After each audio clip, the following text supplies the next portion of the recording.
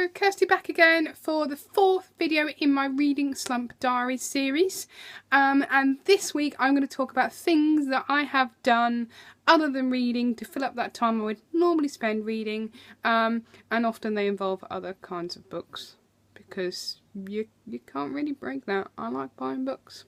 So, other than traditional books, fiction that I would read, I've also in the last few months been buying an awful lot, or reviewing in some cases, books that are slightly different from the norm in order to break my reading slump. The first thing I've been doing is buying crafty books and knitting books. Examples of which being this one, ready for Christmas, so I can start making Christmassy gifts. And these are quite good for inspiration, not necessarily making the things out of them, but often I look at the pictures. And also knitting books. I love knitting books, beyond belief actually.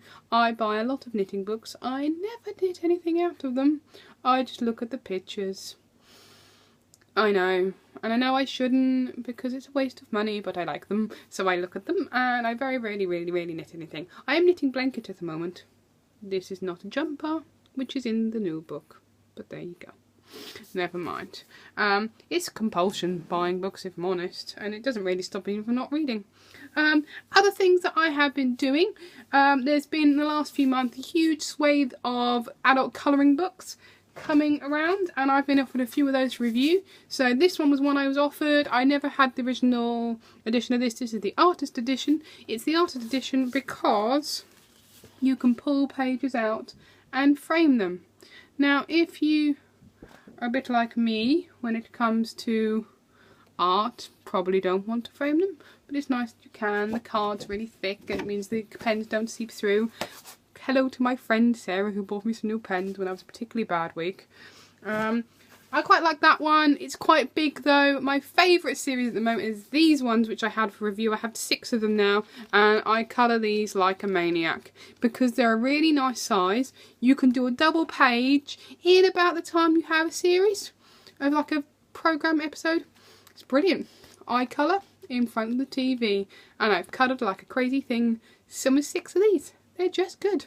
So, highly recommended. Ken, paper quality pretty good. Pen doesn't seep through. I use Crayola colour pens because they're nice and I had them as a child. They always work quite good. Another one I had for review, which isn't reading, but it's still a book, is this. Pierre the Maze Detective. It's quite a nice little Where's Wally sort of variant. It's a Japanese variant, I think. And it's really good because there's lots to look at. And you have to maze around the room, which is sometimes a little bit difficult if I'm honest. I kind of almost want to draw over these with pen, photocopy and draw over them. But there's also things to look at. There's a little key at the bottom that says you need to look for these things. And they're quite entertaining. I think if I was 12 however, I think I might get hacked off a little bit. But they're alright, and as I said, it'd be quite nice. I don't ever say this, but it'd be quite nice as an ebook edition, which you could then draw lines over. Yeah, so they're the things I've been doing as part of Reading Slump, trying to get out of this, and they've worked quite well.